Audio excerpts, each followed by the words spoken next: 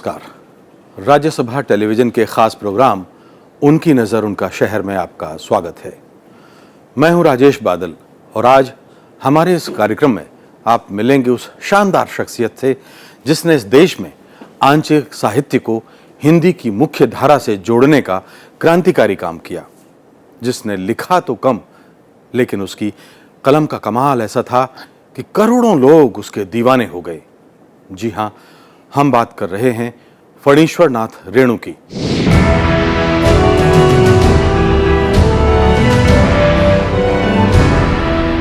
भारत और नेपाल की सीमा पर बसा है फणीश्वर नाथ रेणु का गांव। उन दिनों देश आजाद नहीं था, इसलिए रेणु के दिल में उस दौर के हर नौजवान की तरह हुकूमत को लेकर गुस्से की आग भड़क रही थी। उनके गांव ने इस आग में चिंगारी का काम किया। चलते हैं रेणु के इसी गांव में।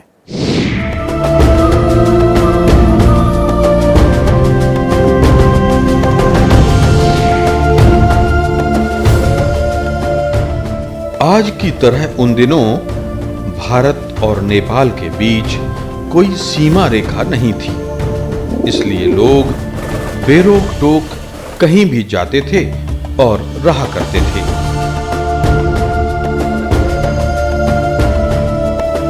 हिंदुस्तान में अंग्रेजों के खिलाफ उन दिनों माहौल गरमाने लगा था। दक्षिण अफ्रीका से लौटने के बाद गांधी जी ने आजादी का बिगुल बजा दिया था।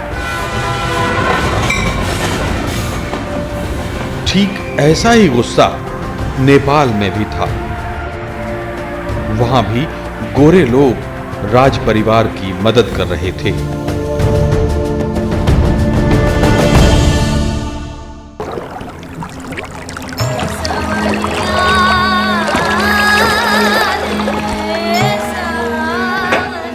दोनों देशों की सीमा पर बसे बिहार के पूर्णिया जिले में औराही हिंगना गांव में शिलानाथ का परिवार बंगाल से आकर रहने लगा था। पूर्वज धान की खेती करते आए थे, इसलिए धानुक जाति से ताल्लुक रखते थे। धानुकों में दो उपजातियां होती हैं, एक तो बिस्वास और दूसरे मंडल। बिस्वास अपेक्षाकृत संपन्न हुआ करते थे और मंडल गरीब। शिलानाथ मंडल थे, लेकिन उनकी पहचान संपन्न किसान की थी।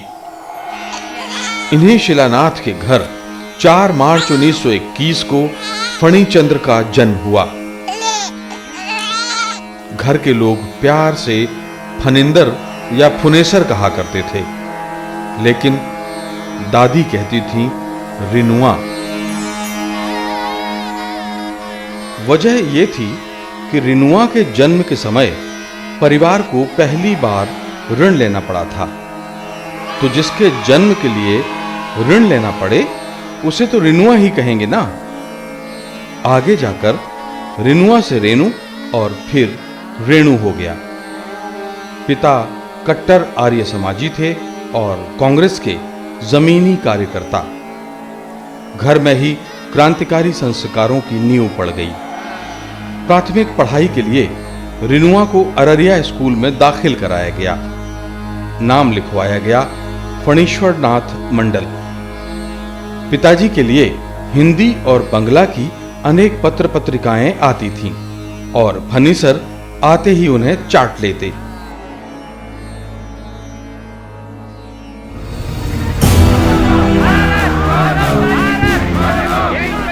उन दिनों अंग्रेज अपने विरोध में छपने वाली हर पत्रिका या साहित्य को जब्त करते थे और लिखने वालों पर जुल्म करते थे। ऐसी ही किताबें थीं भारत में अंग्रेजी राज और चांद पत्रिका का फांसी अंक। और अब हम आपको दिखाते हैं वो ऐतिहासिक फांसी अंक। इस अंक ने पूरे देश में सनसनी फैला दी थी। गोरी हुकूमत ने इसे जब्त कर लिया था। 1928 यानी करीब 85 साल पहले छपे इस अंक में सरदार भगत सिंह समेत अनेक क्रांतिकारियों ने लेख लिखे थे। जहां भी ये अंक मिलता था उसे जला दिया जाता था। जिसके पास मिलता था उसे जेल में डाल दिया जाता था। अंग्रेज ये समझते थे कि उन्होंने सारी प्रतियां नष्ट कर दी हैं, लेकिन कुछ प्रतियां बच गई थीं। आजादी के करीब 41 साल बाद यह फांसी अंक फिर छपा। हम आपको दिखाते हैं इस फांसी अंक के कुछ पन्ने।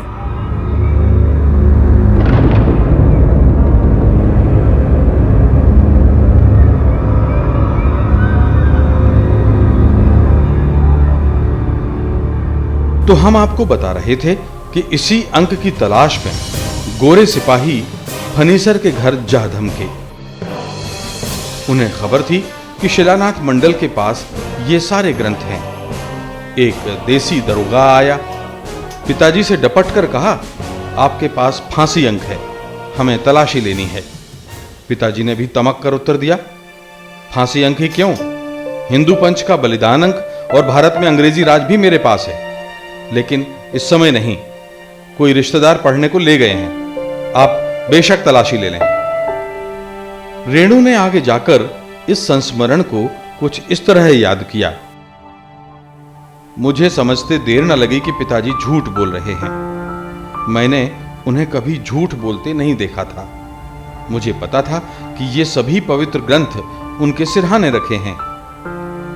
मैं वहां से खिसका, किताबें चुपचाप उठाई, स्कूल के बस्ते में डाली, छाता लगाया और बगल में दबाकर घर से निकलने लगा।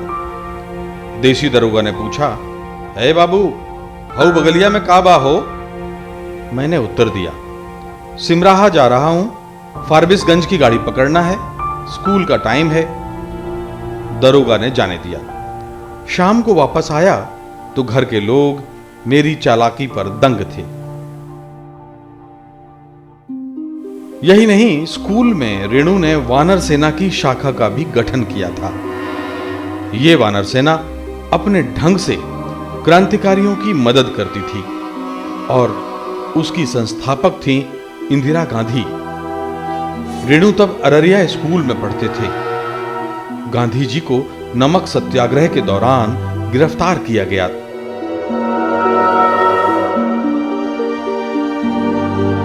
इसके विरोध में बाजार बंद थे। दूसरे दिन स्कूल बंद रखा गया। उन दिनों रेणु खादी पहनते थे और हड़ताल के उत्साह में स्कूल के असिस्टेंट हेडमास्टर को ही स्कूल जाने से रोक दिया। फिर क्या था, अगले दिन सभी छात्रों को 8 आने का जुर्माना भरना पड़ा और रेणु को सबके सामने 10 बैंतों की सजा। सारा स्कूल इकट्ठा, कस्बे के लोग भी स्कूल में आ गए। पहला बेंत पड़ा। रेणु ने नारा लगाया, वंदे मातरम। दूसरा बेंत पड़ा। रेणु ने नारा लगाया, महात्मा गांधी की जय। तीसरा बेंत पड़ा। रेणु ने फिर नारा लगाया, जवाहरलाल नेहरू जिंदाबाद।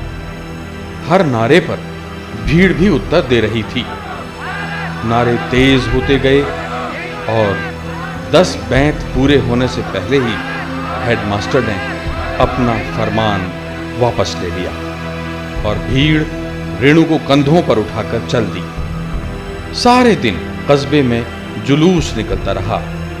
अगले दिन उन्हें अन्य छात्रों के साथ 14 दिनों के लिए पूर्णिया जेल में डाल दिया गया।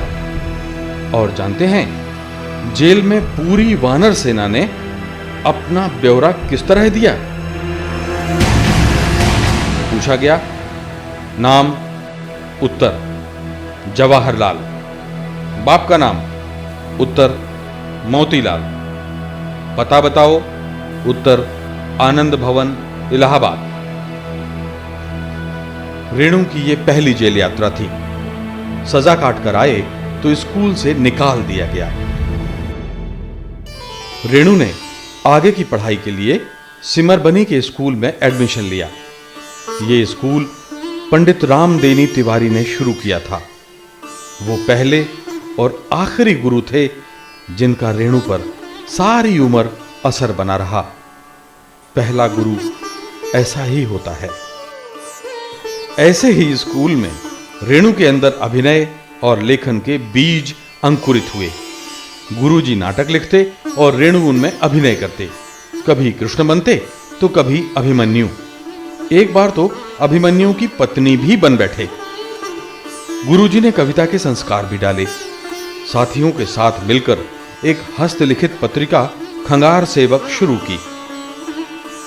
दरअसल परिवार के पूर्वज कूर्मवंशी क्षत्रिय थे और खेती करते थे। उन्हें खंगार क्षत्रिय भी कहा करते थे। रेणु इस पूरी पत्रिका को हाथ से लिखते और उसके चित्र भी बनाते। उन दिनों वो 9वीं कक्षा के छात्र थे और तिवारी जी का स्कूल छोड़कर फारबिसगंज के ली एकेडमी स्कूल में पढ़ रहे थे। इन्हीं दिनों उन्होंने अपने जीवन की पहली कहानी लिखी, परीक्षा। इस कहानी में एक छात्र दिन रात पढ़ता है और फेल हो जाता है। छात्र की नाकामी का इतना मार्मिक विवरण था कि सुनने वाले रोने लगते थे। आगे की पढ़ाई के लिए उन्हें नेपाल के विराटनगर आना पड़ा। वहां आदर्श विद्यालय में एडमिशन लिया। ये स्कूल नेपाल के गांधी कृष्ण प्रसाद कोइराला चलाते थे। उम्र के इस पड़ाव पर रेणु के भीतर राजनीतिक विचारों का झरना फूटा। 1937 में वो बनारस गए और 3 साल वहां रहे। बनारस से उन्होंने इंटरमीडिएट किया। यह शहर उन दिनों समाजवादी और वामपंथी आंदोलन का बड़ा केंद्र था। रेणु छात्रों में लोकप्रिय हो गए थे। वो स्टूडेंट फेडरेशन के सचिव थे और इसी दौरान उन्होंने अवाम नाम से एक लंबी कविता लिखी। यह कविता इतनी मशहूर थी कि यूनिवर्सिटी का हर छात्र गुनगुनाता था। लोकप्रियता का आलम यह कि वामपंथी समूह अपने साथ जोड़ना चाहता तो समाजवादी खेमा अपने से अलग नहीं मानता था और फॉरवर्ड ब्लॉक ने तो उन पर हक जमाना शुरू कर दिया था। नतीजा ये कि रेणु तीनों संगठनों के सदस्य बन गए। लेकिन अगले 4-5 साल में रेणु इस पार्टी पॉलिटिक्स से ऊब गई। 1945 में उन्होंने कहानी लिखी, पार्टी का भूत। इसमें सभी पार्टियों से उनकी उकताहट का ब्यौरा है। लेकिन इससे पहले 1942 के भारत छोड़ो आंदोलन में वो कूद पड़े थे। उनका गुट आजाद दस्ता कहलाता था। इस गुट ने सरकारी सेना से हथियार और गोला बारूद लूटे, रेलवे की पटरियां उखाड़ी और अंग्रेजों की नाक में दम कर दिया। एक बार पुलिस ने रेणु की तलाश में एक गांव में घेराबंदी की। रेणु ने एक नई दुल्हन वाली लाल साड़ी पहनी, पूरा दुल्हन का श्रृंगार किया और घूंघट ढालकर एक बैलगाड़ी में बैठ गई। गांव के कुछ नौजवान विदा कराने आए ससुराल वाले बन गए। पुलिस ने घूंघट उठाकर देखा, लेकिन वो रेणु को पहचान ना पाए और रेणु चंपत हो गई। इसी साल सितंबर में पुलिस ने रेणु को उनके गांव से गिरफ्तार कर लिया।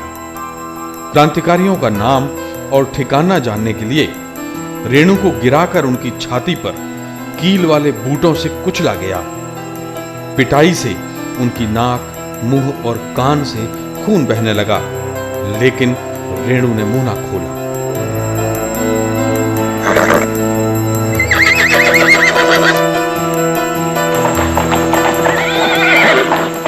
हारकर पुलिस वालों ने दोनों हाथों में रस्सी बांधी और 20 किलोमीटर तक घोड़े के पीछे बांधकर रास्ते पर घसीटते अररिया तक ले गए। मरणासन्न हालत में उन्हें 2.5 साल के लिए जेल भेज दिया गया। –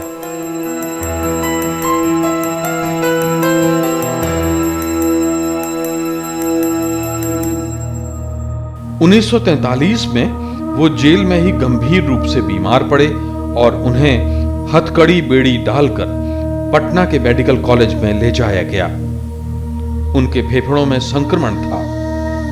एक नर्स उनकी सेवा में तैनात की गई। लतिका राय चौधरी नाम की ये नर्स बाद में उनकी जिंदगी में भी दाखिल हो गई। लेकिन ये कहानी थोड़ा हम आपको आगे बताएंगे। अभी तो ये जानना जरूरी है कि 1944 में वो जेल से छूटे और सक्रिय लेखन शुरू कर दिया। भारतीय कथा साहित्य को रिपोर्टाज की विधा नए रूप में इसी दौरान मिली। उनके 2 रिपोर्टाज जय गंगा और डायन कोसी बड़े दुर्लभ हैं। जय गंगा 7 नवंबर 1948 को साप्ताहिक जनता में छपा। गंगा में बाढ़ और पीड़ितों को सरकारी मदद की पोल खोलता ये रिपोर्टाज हिंदी साहित्य की अनमोल धरोहर है। सुनिए खुद रेणु की आवाज में इसका ब्यौरा। कोसी अंचल के बारे में जब भी कुछ कहने या लिखने बैठता हूँ, बात बहुत हद तक व्यक्तिगत हो जाती है। इस पृथ्वी के उदास और मनहूस बादामी रंग को बचपन से ही देखता आया हूँ, जिस पर बरसात में क्षणिक आशा की तरह कुछ दिनों के लिए हरियाली छाती, वरना 12 महीने धूसर वीरान। और इस मरी हुई मिट्टी पर पलने वाले इंसान, मलेरिया और काला अजर से जर्जर शरीर, रक्त मांसहीन नरकंकालों के समूह, जिनकी जिंदगी में न कहीं रस न कोई रंग, जो रोने के सिवा और कुछ नहीं जानते थे, न हंसना न मुस्कुराना, चेहरे पर आतंक की रेखाएं, आंखों में दुनिया भर की उदासी। ऐसी आंखों में रंगीन और सुनहले सपने कैसे पल सकते हैं? इन्हीं दिनों कोलकाता के साप्ताहिक विश्वामित्र में उनकी कहानियों ने जमकर धूम मचाई। 1944 में बट बाबा पहलवान की ढोलक, 1945 में कलाकार, प्राणों में घुले रंग, न मिटने वाली भूख, रखवाला, पार्टी का भूत, 1946 में रसूल मिस्त्री, बीमारों की दुनिया, 1947 में इतिहास और मजहब और आदमी कथा संसार को रेणु की अद्भुत देन है। ये 1950 का साल था। इन्हीं दिनों नेपाल में जबरदस्त जन आंदोलन चला। रेणु इस क्रांतिकारी अभियान में एक सैनिक के रूप में नजर आई। इस मुक्ति संग्राम में एक ऐसा व्यक्ति जो कंधे पर बंदूक और हाथ में कलम लेकर अपनी रपटों के जरिए आंखों देखा हाल बयान कर रहा था। नेपाली क्रांति कथा में रेणु ने यह दिलचस्प दास्तान बयान की है।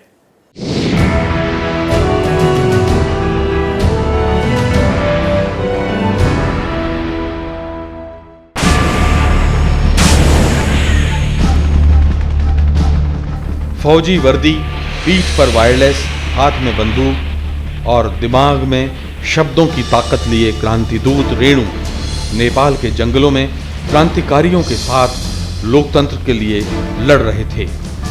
विराटनगर में चोरी से एक रेडियो स्टेशन शुरू कर दिया। ये स्टेशन आजादी की तरंगें प्रसारित करता था और आम आवाम के बीच बेहद लोकप्रिय था।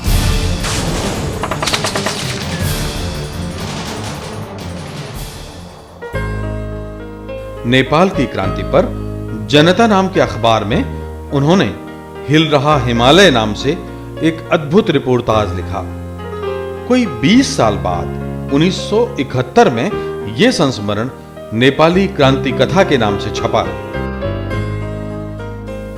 पेश है इस क्रांति कथा से दिलचस्प दास्तानों का एक सिलसिला।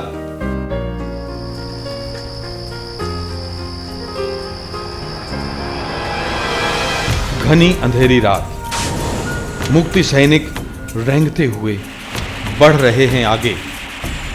अचानक सर्चलाइट घूमी। मुक्ति सैनिकों ने अपने को छिपाया। खतरे का बिगुल बज उठा। सामने से धुआंधार अंग्रेजी बंदूकें गरज उठी।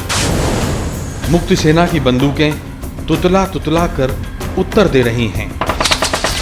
अब तो आगे और पीछे से भी गोलीबारी हो रही है। मुक्ति सैनिकों की इकलौती स्टेन गन खामोश नहीं है। 303 की एक गोली सनसनाती गिरिजा कोइराला की कनपटी से गुजर गई। मौसेरा भाई विकू चिल्लाया, गिरिजा सर धरती पर छिपा। लेकिन ये क्या, एक गोली विकू की जांघ चीर गई। तभी साथ में गोली चला रहे बल बहादुर की देह लुढ़क गई। अमर शहीद कृष्ण प्रसाद कोइराला का छोटा बेटा नेपाली कांग्रेस के सभापति मातृका प्रसाद कोइराला का प्यारा छोटा भाई गिरिजा देख रहा है छलनी बल बहादुर की लाश।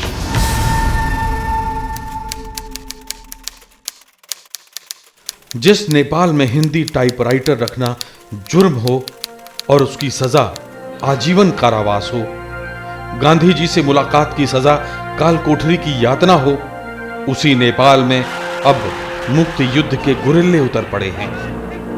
ऑल इंडिया रेडियो से लौह पुरुष सरदार पटेल की वाणी गूंजती है। भारत सरकार त्रिभुवन वीर विक्रम शाह को नेपाल का शासनाध्यक्ष मानती है। भारतीय वायुसेना का विमान उन्हें सपरिवार सुरक्षित भारत लाने के लिए भेजा जा रहा है। जो भी बाधा पहुंचाएगा उसे कुचल कर रख दिया जाएगा। आजादी की राह तक रहे नेपाली सरदार पटेल की हुंकार सुनकर खुशी से उछल पड़े। लोग खुश हैं। भारत नेपाल मैत्री जिंदाबाद। इस लड़ाई में रेणु जी की गहरी भागीदारी थी, इसलिए कि उनकी इच्छा थी कि नेपाल में लोकतंत्र आए, वहां राजतंत्र समाप्त हो।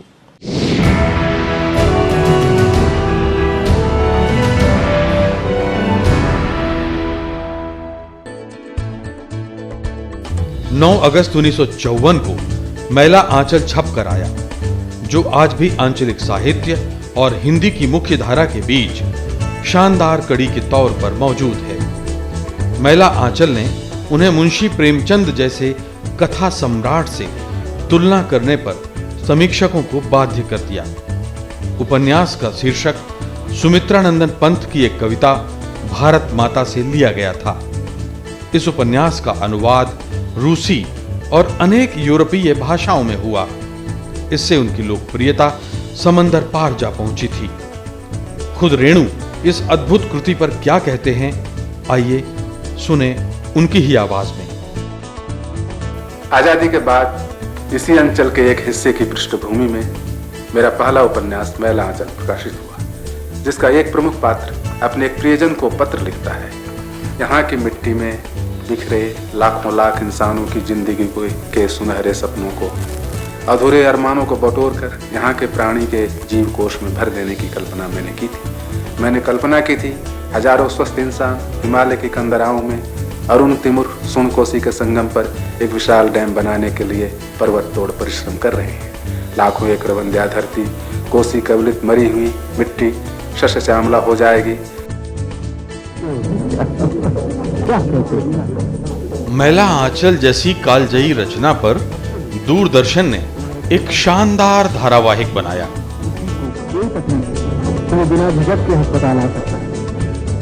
इस धारावाहिक में डॉक्टर प्रशांत का किरदार निभाने वाले अभिनेता ललित परिमू 25 साल बाद भी उसके असर से बाहर नहीं निकल पाए हैं।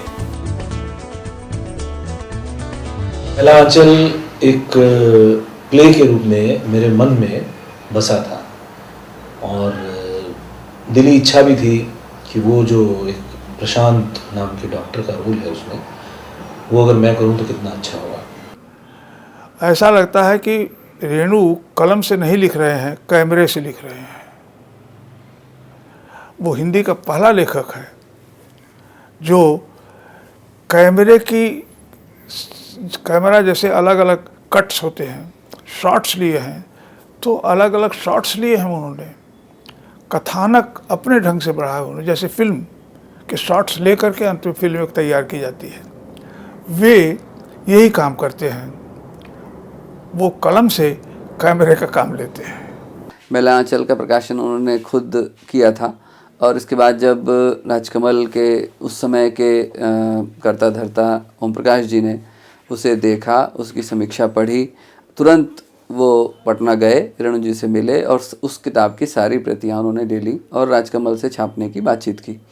राजकमल से इस किताब का संस्करण छपा और ये हिंदी साहित्य के इतिहास में पहला और शायद आखिरी भी मौका था जब हाथी पर बैठ कर के लेखक के साथ उसकी किताब का जुलूस निकला।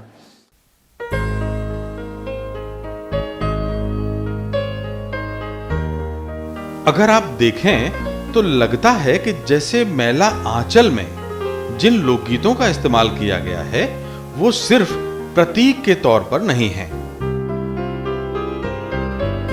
आजादी के लिए लड़ाई में गांधी और नेहरू की लोकप्रियता दूर दूर के गांवों तक पहुंची थी और लोग अपनी आत्मा से उसे जोड़कर देखते थे। जानी मानी कलाकार और मीठे सुरों की मालकिन मालिनी अवस्थी ने रेणु के साहित्य को जैसे घोंट कर पी लिया है।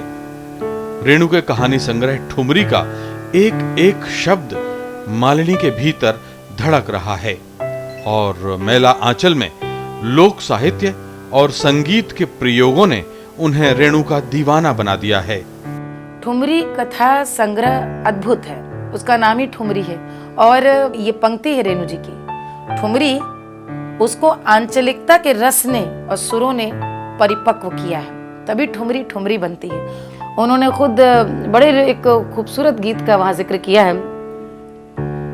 हाँ रे हल जोते हलवाया भैया रे हल जोते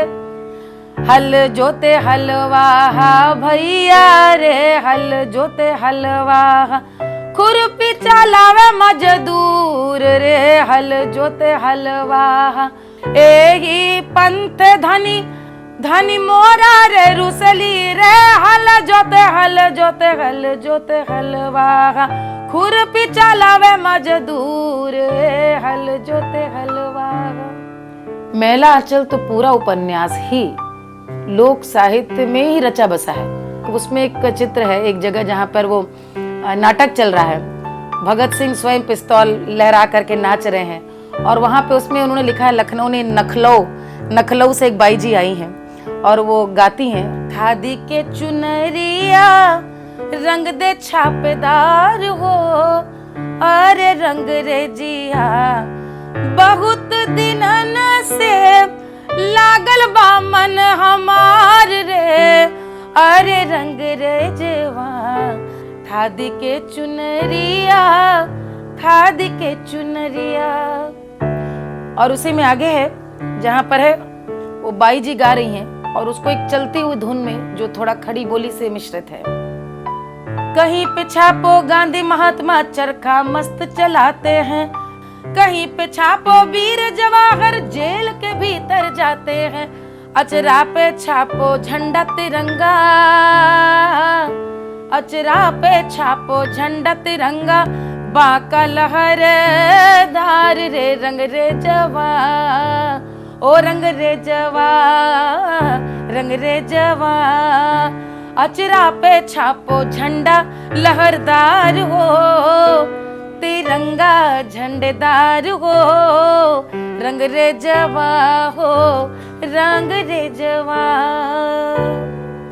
संगीत की सभी विधाओं की उनको जितनी गहराई से पैठ थी, जानकारी नहीं, जितनी उनकी पैठ थी और उसका जितना कमाल का बखूबी वर्णन कहानी में पिरोया गया है बिना जताए हुए।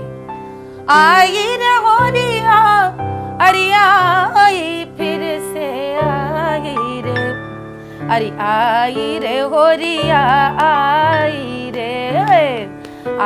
रे होरिया आई रे। गावत गांधी राग मनोहर गावत राग मनोहर, अरे चरखा चलावे बाबू राजेंद्र, चरखा चलावे बाबू राजेंद्र, गूंजल भारत मरागी अरे होरिया आई फिर से रे आई रे होरिया आई रे होरिया। मैं एक कलाकार हूँ और मैं दांतों तले उंगली दबा देती हूँ पढ़ करके कि वो वास्तव में उनके हाथ में कलम भले थी लेकिन यदि वो लिखते नहीं तो वह एक हिंदुस्तान के बेजोड़ कलाकार होते। भारत में आयल सूरज चलो सखी देखन को, कथी पे चढ़िए आयल भारत माता, कथी पे चढ़िए आयल भारत माता, कथी पे चढ़ल सूरज चलो सखी देखन को, भारत में आयल सूरज अरे चलो सखी देखन को, कथ पे चढ़ीते आइल वीर जवाहर कथ पे गांधी महाराज। अरे चलो सखी देखन को, अरे चलो सखी देखन को, भारत में आइल सुराज। अरे चलो सखी देखन को। रेणु हिंदी के पहले लेखक हैं जिनके साहित्य में संगीत शास्त्र पूरा है और चित्रकला। तो संगीत और चित्रकला के तत्वों का उन्होंने अपने साहित्य में समावेश किया, जिसके कारण उनका जो साहित्य है वह बहुत कलात्मक भी है। 3 साल बाद रेणु का एक और उपन्यास परती परिकथा बाजार में आया। इस उपन्यास ने हिंदी साहित्य में एक नई बहस छेड़ी। साफ साफ 2 धाराएं बन गईं। एक वो जो इस उपन्यास को मैला आंचल से भी बेहतर मानती थी, और दूसरी वो जो इसे उपन्यास ही नहीं मानती थी। आप कह सकते हैं कि दूसरी धारा में वो लोग थे जिनका खून रेणु की लोकप्रियता से जल रहा था। उनके सरोकारों में ये बात बहुत अहम है कि मैं सिर्फ एक ऐसा कलम नवीस नहीं हूँ जिसको सिर्फ कुछ लिखना है, लिखकर कुछ बदला जा सके, उसके लिए उनका सबसे ज़्यादा आग्रह था। वो एक क्रांतिकारी भी हैं, आंदोलन धर्मी भी हैं। तो एक रेणु में कई तरह के रेणु हैं। थोड़ी देर हो जाएगी अगर हम आपको रेणु की अपनी पारिवारिक जिंदगी के बारे में ना बताएं। इसलिए पहले परिवार के बारे में। रेणु की पहली पत्नी थी रेखा, जो शादी के बाद ही हमेशा के लिए बिछुड़ गईं, और उनके बाद दूसरी पत्नी थी पद्मा। पद्मा गांव में रहती थी अपने 4 बच्चों के साथ। हाल ही में उनका निधन हो गया।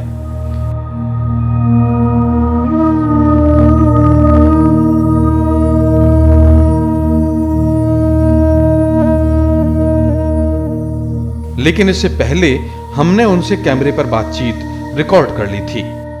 जब लिखे रहे तब बाबूजी का समाधि रहे, घर भी बना दलको रहे, तो वहाँ लिखे रहे तो चाल के जिए दे मैं वास्ते तू लिखना नहीं बंद करे, आ नहीं हम कहिए कि चाल लो छे, जब तक पूरा लिख लो नहीं हो तब तक नेता करे। रेणु तो विधायक न बन पाए, लेकिन उनके बेटे पद्म पराग रेणु इन दिनों बिहार विधानसभा के सदस्य हैं। पिता की यादों और साहित्य की खुशबू रेणु के चाहने वालों को बांट रहे हैं। बाबूजी से डायरेक्ट कभी हम बात नहीं किए। कुछ लेना भी हो, कोई मांगना भी हो तो माँ के माध्यम से या और किसी के माध्यम से परिवार के। मैलांचल पढ़ने के बाद हम सीधे प्रश्न कर दिए बाबूजी से कि आप कभी डॉक्टरी भी किए हैं क्या?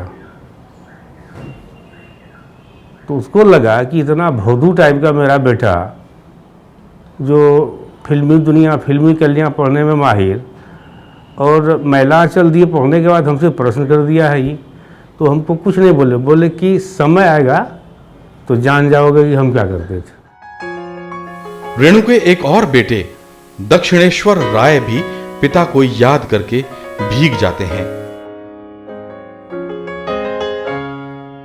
मैंने पिता विहीन जिंदगी जिया है और मैं उस दर्द, उस पीड़ा को शायद बता ही ना सकूं। मैं भी पटना में स्कूल में था 2 क्लास 3 क्लास में, तो सभी के जाते थे, पेरेंट्स जाते थे, किसी की माँ किसी का पिता। तो तब मुझे बहुत अखरता था और मैंने उस दर्द को झेला और झेल रहा हूँ, और बहुत ही गर्व महसूस होता है अपने पिताजी पे और उनके पुत्र होने पे। रेणु की बेटी नवनीता कहती हैं कि उनके पिता की सोच आधुनिक और क्रांतिकारी थी। वो जाति और धर्म की दीवारों को नहीं मानते थे। बहुत कम लोग ये जानते हैं कि अपनी छोटी बेटी का नाम उन्होंने तीसरी कसम की नायिका के नाम पर वहीदा रहमान और पोतियों का नाम शबाना और जरीना रखा था। जो छोटी बहन हुई उसका नाम वहीदा रहमान रखे, सबसे छोटी लड़की का। वहीदा रहमान नाम ही रखे हो। और कहते थे हम इसका शादी मुस्लिम में ही करेंगे। वो जिंदा रहते तो कर दिखाते। उनको समाज से ये सब नहीं कि हम कहाँ शादी करेंगे, लोग क्या कहेगा। पटना के नौजवान पत्रकार अनंत पर रेणु का इतना गहरा असर पड़ा कि उन्होंने अपनी जिंदगी रेणु को समर्पित कर दी। उनकी याद में एक वेबसाइट बनाई और अनगिनत लोगों को रेणु से जोड़ दिया। विश्व के लगभग 150 यूनिवर्सिटी में रेणु पढ़े जाते हैं,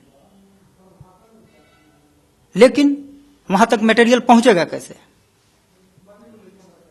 तो मेरा एक प्रयास है लोगों तक रेणु से संबंधित जितनी भी दस्तावेज हैं उन पर नए नए आर्टिकल्स, शोध में मटेरियल्स को पहुंचाना। उनसे संबंधित भी मटेरियल हम अपने वेबसाइट पर डाल रहे हैं। और अब कहानी उसकी जो रेणु की जिंदगी में एक नर्स के रूप में आई और बाद में जीवन साथी बन गई। उन दिनों टीबी एक जानलेवा बीमारी थी और मरीज को अछूत की तरह रखा जाता था।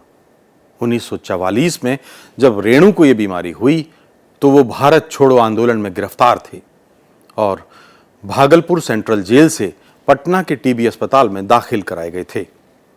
वहां नर्सिंग में दूसरे साल की छात्रा लतिका राय चौधरी ने उनकी जी जान से सेवा की।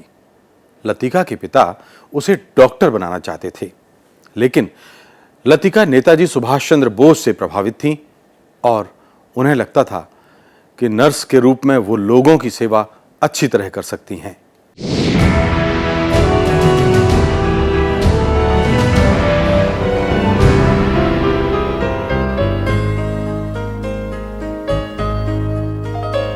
एक बार नेताजी सुभाष चंद्र बोस खुद हजारीबाग आए थे तो उनकी तबीयत खराब हो गई थी और लतिका ने नेताजी की सेवा में दिन रात एक कर दिया था।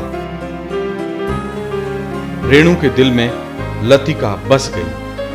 वो ठीक होकर चले गए, लेकिन चिट्ठी पत्री का सिलसिला शुरू हो गया। 2-3 साल बीते। 1948 में फिर टीबी उभर आई और रेणु एक बार फिर लतिका की शरण में जा पहुंचे। डॉक्टरों का कहना है कि रेणु के बचने की उम्मीद कम है, लेकिन लतिका की सेवा उन्हें सत्यवान की तरह मौत के मुंह से खींच लाई। रेणु गांव लौट गई। 3 साल बाद 1951 में फिर पुराना मर्ज रेणु को लतिका के दरवाजे ले आया। लतिका उन दिनों पटना के सब्जी बाग में रहती थी। रेणु अपना सामान उठाकर लतिका के कमरे में ले आई और वहीं डेरा डाल लिया। लतिका ने शरारत से पूछा, ठीक होते हो तो गांव चले जाते हो और बीमार होते हो तो मेरे पास आ जाते हो। रेणु ने मासूमियत से पूछा, और कहां जाऊं? इसके बाद एक विवाहित पुरुष के साथ अविवाहित महिला का रहना चर्चा का विषय बन गया।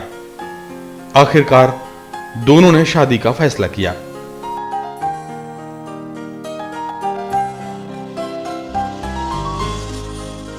ये भी जान लेके उनका सेवा करती थी। वो भी अपना तो वही बताती थी कि देखो वो क्या करता था, ठीक भी हो जाता था तो नहीं जाता था, यहाँ से पड़ा रहता था। हम उसे कहते तुम जाते क्यों नहीं हो, तुम तो ठीक हो गया है। कि नहीं, हमको और रहने का मन करता है। उसके बाद जब हम लोग निकलते थे, वो केवाड़ी फाँट से देखता था हमको, फिर मुड़ते थे। हम क्या कर रहे हो? कि नहीं नहीं नहीं कुछ नहीं, कि अभी तो। जहाँ हम आते थे लेट जाता था कि हमको तबीयत ठीक नहीं है, कि बहाना करता था। कि वो दिल्ली गया तो हम लोग का ट्रेनिंग था दिल्ली में, वहाँ बहाना करके चला गया दिल्ली। जब पूछे तो कहा कि नहीं अपने काम से हम आए हैं। इसी तरह से होते होते दोनों का शादी होने का हुआ। तो भाई लोग बोले नहीं, वो लड़का ठीक नहीं है, शादी नहीं करना है उससे। एक टीबी के बीमार से लतिका की शादी का परिवार में जमकर विरोध हुआ। परिवार के लोगों ने कहा विधवा हो जाओगी, लेकिन लतिका ने एक न सुनी। शादी की खरीद पटना से हुई और ब्याह की रस्मों के लिए हजारीबाग लेकर आ गईं। मंडप में रेणु पहुंचे तो खून की उल्टियां हो रही थी। उन्हें दीवार के सहारे बैठाया गया। लतिका को वरमाला डाली तो दो दोस्तों की मदद से खड़े हो पाए। उन दिनों बंगाल में परंपरा के मुताबिक ससुराल में जब बहू पहुंचती थी तो बहू भात की रस्म होती थी। इसमें दूल्हा खीर, मछली और अन्य सामान थाली में रखकर बोलता है, आज थेके तुम्हार भात कापोडेर भार ने लॉय, यानी आज से वधू का खर्चा मैं उठाऊंगा। लेकिन रेणु की शादी में उल्टा हुआ, यानी लतिका ने यह रस्म अदा की और दूल्हे का भार उठाने का वचन लिया। चूंकि रेणु के पहले ही 4 बच्चे थे तो लतिका ने फैसला किया कभी मां नहीं बनेगी। उन्होंने गर्भाशय निकलवा दिया और रेणु के बच्चे हमेशा उन्हें मां का सम्मान देते रहे। हम पूछे कि आप शादी किए तो आप अपने से बाल बच्चा क्यों नहीं हुआ, कि नहीं, कि हमको बच्चा नहीं चाहिए, तुमको तो इतना बच्चा है और क्या चाहिए हमको। क्या आज के प्रेम में त्याग की ऐसी कहानियां नजर आती हैं? पहुंचा के उनका जितना दोस्त थे सब ऐसा कपार लगा के नाक से निकाल कर चले आए। तो वहाँ के दोस्त लोग जो थे, नरवदे सर जी, विश्वमोहन जी, एक जना का 2-3 हमको बोले देखिए अब तो सब घर चला गया, डर के मारे कि सबको लग जाएगा ये बीमारी। उनका तो बकेट होता था ना ब्लड, थोड़ा था तो नहीं, पूरा बाल्टी भर के बकेट होता था। तो सबको चला गया, वहाँ लगा। तो हम बोले देखा जाए भगवान। कम लोग ये जानते हैं कि रेणु ने पटना में जब मैला आंचल लिखा तो छपाने के लिए पैसे नहीं थे। लतिका ने शादी के गहने बेचे और दुनिया के सामने मैला आंचल छप कर आया। इतना ही नहीं, नेपाल के क्रांति संग्राम में जब रेणु को जान का खतरा हुआ तो लतिका ने गाढ़ी कमाई से रेणु के लिए इंग्लैंड में बनी एक रिवॉल्वर खरीदी। ये रिवॉल्वर हमेशा रेणु की कमर में बंधी रहती थी। 3 साल पहले 13 जनवरी 2011 को लतिका रेणु की यादों को साथ लिए हमेशा के लिए चली गई।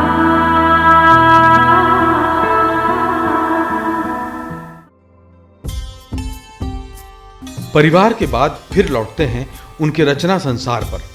हमने आपको बताया था कि मैला आंचल और परिति परिकथा ने रेणु को साहित्य संसार का एक सितारा बना दिया था। लोकप्रियता के कारण ऑल इंडिया रेडियो के पटना केंद्र पर प्रोड्यूसर की नौकरी का न्योता मिला।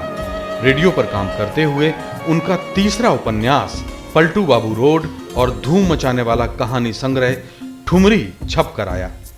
ये दौर रेणु के जीवन का सर्वश्रेष्ठ रचना काल था। एक के बाद एक उपन्यास आते रहे और कीर्तिमान बनाते रहे। इनमें प्रमुख हैं जुलूस, दीर्घ तपा और कितने चौराहे।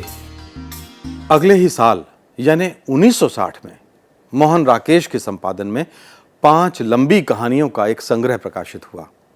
इसमें रेणु की नायाब कहानी मारे गए गुलफाम छपी। ये वही कहानी है जिस पर एक ऐसी अद्भुत फिल्म बनी जो आज भी हिंदुस्तान के आंचलिक परिवेश पर बनी सर्वश्रेष्ठ फिल्म मानी जाती है। जानते हैं ये कौन सी फिल्म है? जी, आप ठीक सोच रहे हैं। ये फिल्म है तीसरी कसम। मारे गए गुलफाम, अजी हाँ मारे गए गुलफाम, मारे गए गुलफाम, अजी हाँ मारे गए गुलफाम, उल्फत भी रास ना आई, अजी हाँ मारे गए गुलफाम। फिल्म की कहानी और संवाद खुद रेणु ने ही लिखे थे। फिल्म इंडस्ट्री का ये एक अनोखा उदाहरण है। बिना किसी ट्रेनिंग के जो डायलॉग रेणु ने रचे उनका आज भी कोई जोड़ नहीं है। सुनते हैं तीसरी कसम के कुछ डायलॉग। जी, आपका मुंह बिल्कुल बिल्कुल क्या? बोलो ना। आपका मुंह बिल्कुल छोकरा नाच के मनुआ नटुआ जैसे दिखता है। हाय राम, मैं क्या छोकरा जैसे दिखती हूँ? जी नहीं, वो छोकरे ही लड़की नुमा हुआ करते थे। इस मुल्क के लोगों में बस यही बात बहुत बुरा है, राह चलते 100 जिरा करेंगे। कहाँ जा रहे हो, कौन गाँव है, कहाँ से आए हो, गाड़ी में कौन बैठा है। अरे तुमको जहाँ जाना है जाओ, देहाती कुछ कहेंगे। याराब तो तनिको न माने। इस फिल्म का हर हिस्सा बेमिसाल था। फिल्म बनाई थी रेणु के लंगोटिया, बिहारी दोस्त और जाने माने गीतकार शैलेंद्र ने। यार बहनों, तरीके तो बहनों है नहीं, फिर कोई बात नहीं। कैमरामैन थे सत्यजीत रे के पसंदीदा सुब्रत मित्र, हीरो राज कपूर और हीरोइन वहीदा रहमान की अद्भुत केमिस्ट्री। मैं नहा लेती हूँ। हाँ, पर यहाँ नहीं। क्यों? ये महुआ घटवारन का घाट है, यहाँ कुंवारी लड़कियां नहीं नहाती।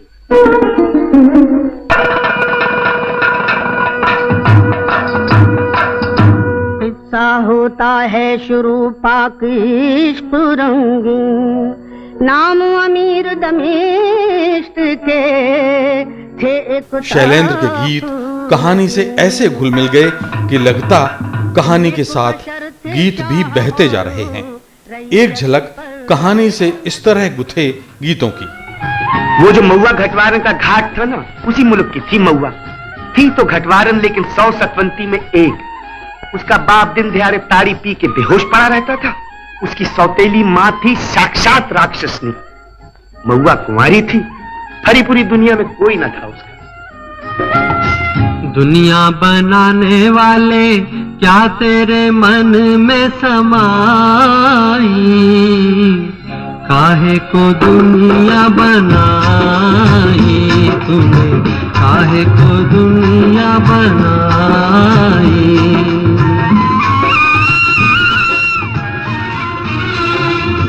काहे बनाए तूने माटी के पुतले, धरती है प्यारी प्यारी मुखड़े ये उजले। काहे बनाया तूने दुनिया का खेला, काहे बनाया तूने दुनिया का खेला, जिसमें लगाया जवानी का मेला। गुपचुप तमाशा देखे वहाँ रे तेरी खुदाई, काहे को दुनिया बनाई तूने, काहे को दुनिया बनाई।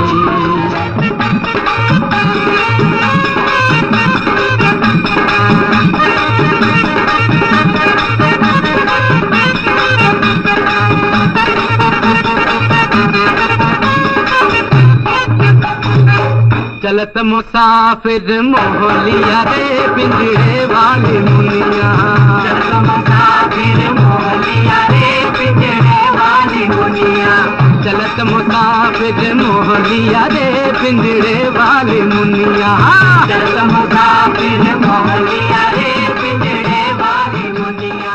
तेरी बाकी अदा पर मैं खुद हूँ फिदा, तेरी चाहत को दिल भर बयां क्या करूं। यही ख्वाहिश है कि तू मुझको देखा करे और दिलो जा मैं तुझको देखा करूं। तेरी बाकी अदा पे मैं खुद हूँ फिदा, अपनी चाहत का दिल भर बयां क्या करूं। यही ख्वाहिश है तुमको देखा करो, यही ख्वाहिश है तुम मुझको देखा करो और दिलों जानी मैं तुमको देखा करूं। यही ख्वाहिश है तुम मुझको देखा करो।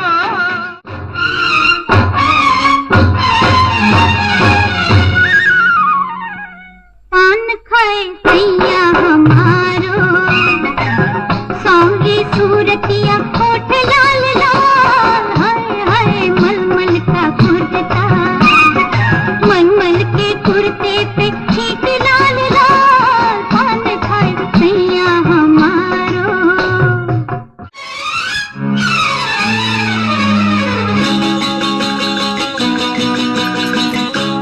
सजन रे झूठ मत बोलो, खुदा के पास जाना है, न हाथी है न घोड़ा है, वहाँ पैदल ही जाना है। सजनवा बैरी हो गए हमार, चिट्ठिया हो तो हर कोई बांटे, चिट्ठिया हो तो हर। तीसरी कसम के चक्कर में रेणु का मन रेडियो की नौकरी से ऊबने लगा। उन्होंने आकाशवाणी छोड़ दी। जब तीसरी कसम बनकर तैयार हुई तो उन पर 500 रुपए का कर्ज था और शैलेंद्र के पास उन्हें देने के लिए पैसे नहीं थे। मगर कहानी के साथ उन्होंने कोई समझौता नहीं किया। हुआ ये कि राज कपूर उन दिनों बड़े शोमैन बन चुके थे। उन्होंने शैलेंद्र से कहा, फिल्म का अंत दुखद है, इसे बदल दो और नायक नायिका को मिला दो। शैलेंद्र ने कहा, अगर मुझे बंबैया फिल्म बनानी होती तो तीसरी कसम की कहानी ही क्यों लेता। राज कपूर बेहद खफा हुए और रेणु को बुलाया गया। कहा गया, अंत बदल दो। रेणु ने वहां मौजूद लोगों की जमकर खबर ली और तब्दीली से साफ इनकार कर दिया। राज कपूर के वितरकों ने फिल्म से अपने हाथ खींच लिए। मारा मत। प्रीत बना के तूने जीना सिखाया, हंसना सिखाया, रोना सिखाया, जीवन के पथ पर मीत मिलाए। उलट उलट के क्या देखते हो? खाओ कसम, फिर कभी कंपनी की बाई को गाड़ी में नहीं बैठाएंगे। मीत मिला के तूने सपने जगाए, सपने जगा के तूने काहे को दे दी जुदाई, काहे को दुनिया बनाई। 3-4 लाख में बनने वाली फिल्म की लागत 20-22 लाख तक जा पहुंची थी। लिहाजा कर्ज चढ़ाए शैलेंद्र इस दुनिया से चले गए और फिल्म ने उनकी मौत के बाद झंडे गाड़े। रेणु टूट गई। रेडियो की नौकरी पहले ही छोड़ चुके थे। आखिरकार पत्रकारिता शुरू कर दी और उन दिनों नक्षत्र की तरह चमक रहे साप्ताहिक दिनमान में लिखना शुरू कर दिया। लेकिन रेणु आजादी के बाद के भारत में दबे पांव दाखिल हो गई कुछ बुराइयों से आहत थे।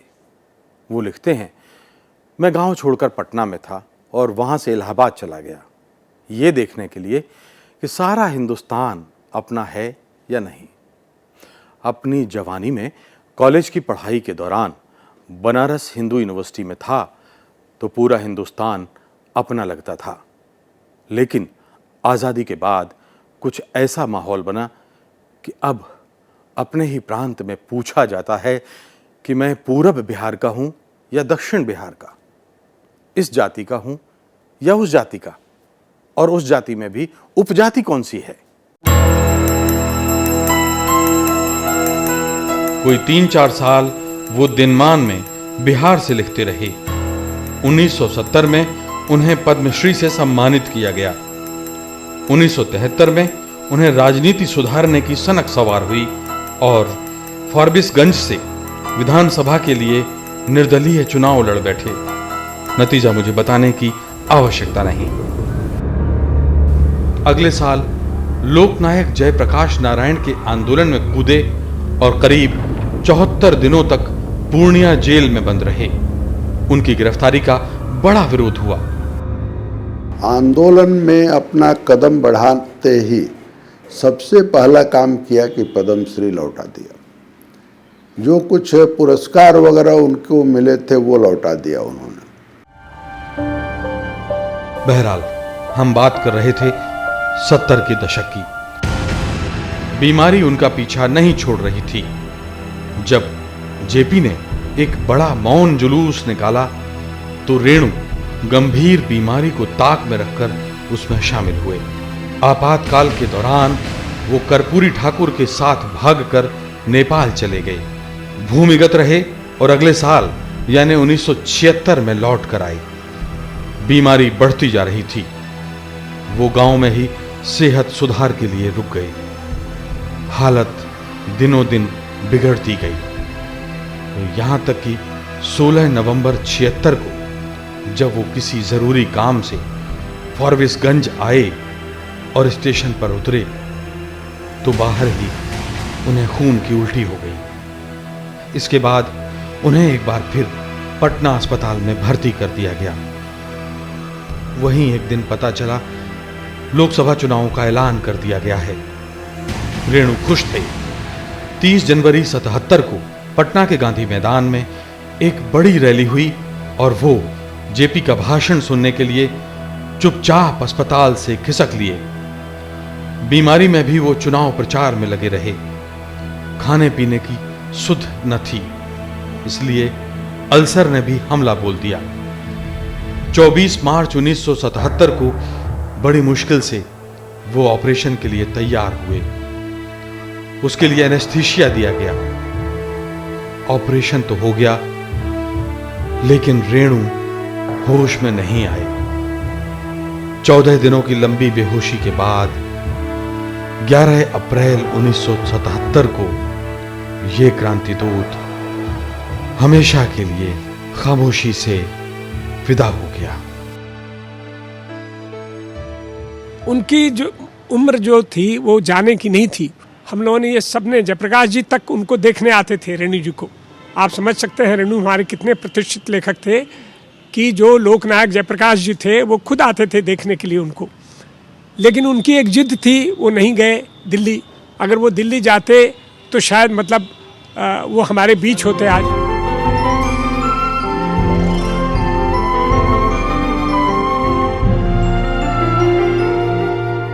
क्रांति दूत की देह विदा हो सकती है, लेकिन क्रांति का विचार नहीं। भारतीय हिंदी साहित्य में रेणु अपने लेखन और क्रांतिकारी सोच के चलते हर दौर में याद किए जाएंगे। तो ये था फणीश्वर नाथ रेणु पर हमारा खास प्रोग्राम क्रांति दूत। अगले एपिसोड में फिर मिलेंगे किसी नए शब्द सितारे से। देखते रहिए राज्यसभा टेलीविजन।